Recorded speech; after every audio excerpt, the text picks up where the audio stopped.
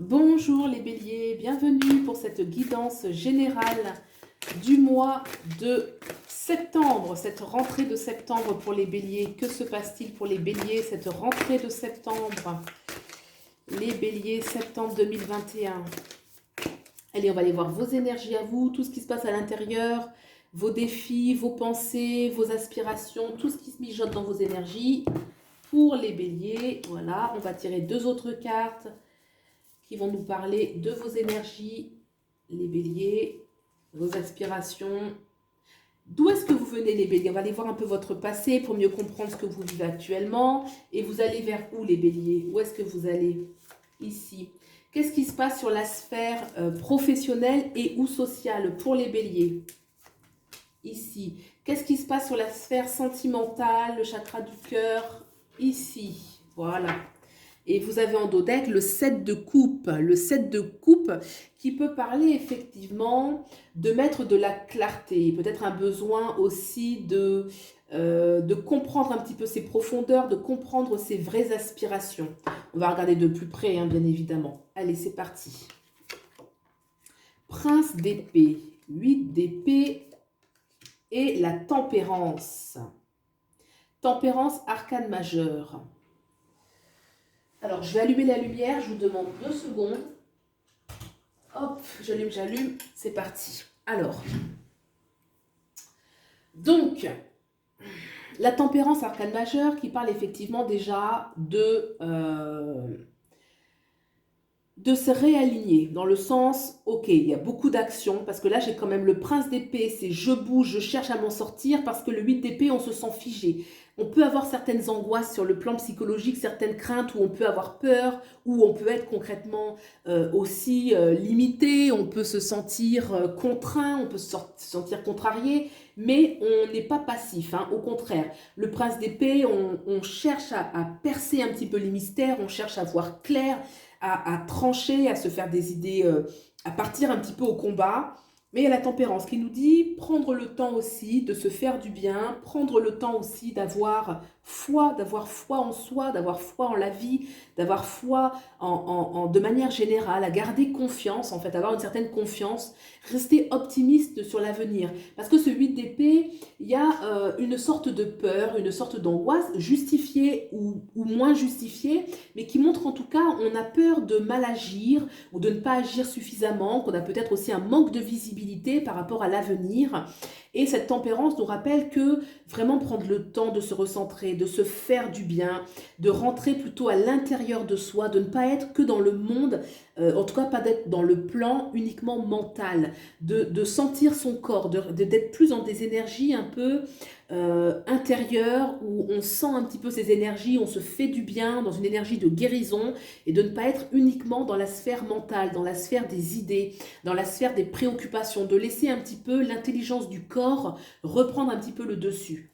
Qu'est-ce qui se passe maintenant sur d'où est-ce que vous venez? On va regarder le 5 de baguette. Le 5 de baguette nous parle que peut-être qu'il y a eu des énergies de conflit, de duel, de dualité. Peut-être que cette dualité, elle est intérieure, que ça a été difficile de savoir exactement quels étaient ses désirs, quels étaient ses vrais désirs, quels étaient ses vrais amis, quel était le bon entourage. Une énergie un petit peu de conflit qui a pu occasionner un petit peu cette dynamique ici où on sent qu'il y a de la préoccupation et où on rappelle avec la tempérance de prendre le temps de peut-être ouvrir davantage les yeux et de voir le côté positif des choses. Pour aller vers où? Le 5 de coupe. Le 5 de coupe, déjà c'est une... oui, le 5 de coupe me parle qu'effectivement, il faut accepter, en fait, il y a une notion d'acceptation, je dirais. L'acceptation, c'est qu'effectivement, les choses ne sont pas parfaites. Que les choses peuvent, dans la vie, ben, effectivement, il y a des situations qui sont difficiles, qui sont douloureuses, un petit peu... il y a une énergie un peu de... Je dirais pas de fatalité. La fatalité, c'est plutôt une conclusion à une situation qui n'est pas celle qu'on aurait souhaité, qui ne correspondait pas à nos aspirations, mais qui font partie un peu de la vie, un petit peu des expériences, un petit peu comme le creux de la vague, et où on dit qu'il va falloir justement accepter que les choses des fois soient peut-être un peu cruelles. Il y a une énergie un petit peu où c'est un peu cruel et qu'il y a des choses qui appartiennent finalement au passé, de laisser les choses passer. On va couvrir après. On va couvrir ce 5 de coupe. On va d'abord aller voir qu'est-ce qui se passe sur la sphère sociale et professionnelle. Et là, on a le soleil. Déjà, c'est très très bien. Très bien. Alors, sphère professionnelle et ou sociale. Le soleil nous parle clairement d'une réussite, d'une victoire, de clarté, beaucoup de choses qui arrivent à aboutissement. Je ne vais pas dire à terme, mais il y a une sorte d'aboutissement, de reconnaissance, de plénitude, de gratitude, où on se sent aussi en connexion avec. Il peut y avoir une connexion avec l'enfant intérieur, je dirais dans la créativité. Il peut y avoir beaucoup de créativité, beaucoup de joie aussi, hein, qui est possible dans les échanges, dans ce qu'on vit. Il peut y avoir aussi de l'innocence, hein, de quelque chose vraiment qui est agréable. C'est une arcane majeure très très positive, le soleil, qui augure vraiment quelque chose de très positif sur vous dans cette sphère. Ça peut être bien sûr, on peut le décliner, un nouveau contrat ou de nouvelles associations, quelque chose de très... le succès en fait, hein, le succès sur le plan professionnel, social, beaucoup de collaboration, de l'argent, une rentrée d'argent aussi, en tout cas quelque chose de positif dans cette sphère par rapport à ce que vous traversez. Qu'est-ce qui se passe sur le plan sentimental ?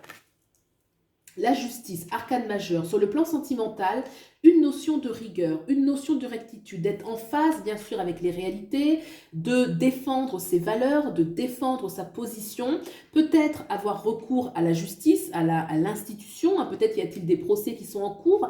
Il y a une énergie tout de même avec ce 5 de coupe où on nous parle d'une certaine nostalgie avec ce 5 de coupe, d'une certaine fatalité, ou d'accepter en fait que les choses ne sont pas idéales, ne sont pas idylliques. Et peut-être que là, on nous parle de cette sphère sentimentale, puisqu'on a la justice, peut-être que c'est en lien avec cela, que peut-être que les choses, oui, effectivement, la justice est une énergie qui est froide hein, sur le plan sentimental. Bien évidemment, la justice, ça va nous parler toujours de rigueur, de communication, de valeur, mais ça ne nous parle quand même pas de l'aspect très romantique. Hein. Ce n'est pas une énergie romantique, la justice. Donc, en tout cas, il y a une notion de rectitude qui est très importante sur le plan sentimental. On va couvrir ce 5 de coupe et on va couvrir la justice. D'abord, une indication sur le 5 de coupe. Le 5 de coupe. L'as de pentacle, d'accord, et la justice, une indication sur la justice. J'ai le 10 de coupe.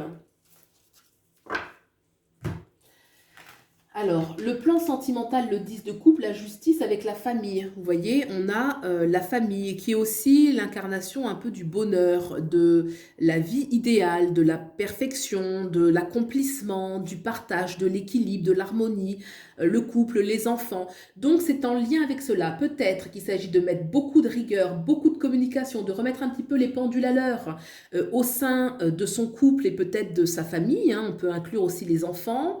Peut-être retrouver l'équilibre qu'il y a au niveau de la famille, peut-être y a-t-il des séparations, peut-être qu'on est en train de discuter beaucoup par rapport aux enfants.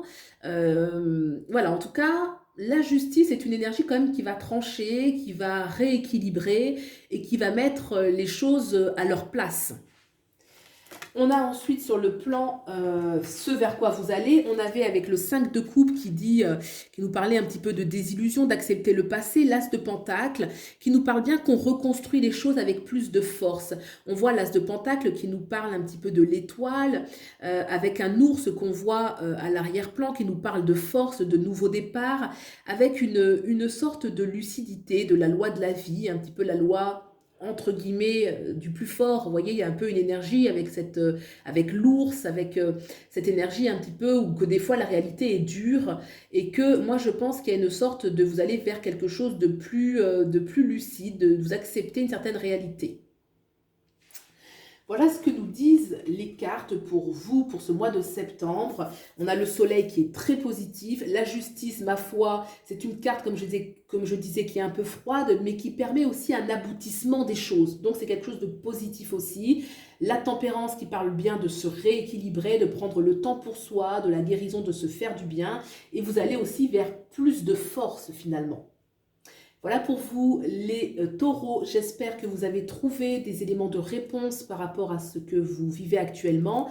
N'hésitez pas à aller voir le tirage de votre ascendant, non c'est les béliers, autant pour moi, c'est les béliers, je suis bien avec vous les béliers. N'hésitez pas à aller voir le tirage de votre ascendant, de votre signe lunaire si besoin. Et puis, je reste à votre disposition pour une consultation privée si vous le souhaitez. Vous avez mes coordonnées en barre d'infos. Je vous souhaite le meilleur. Prenez bien soin de vous et je vous dis à bientôt. Au revoir.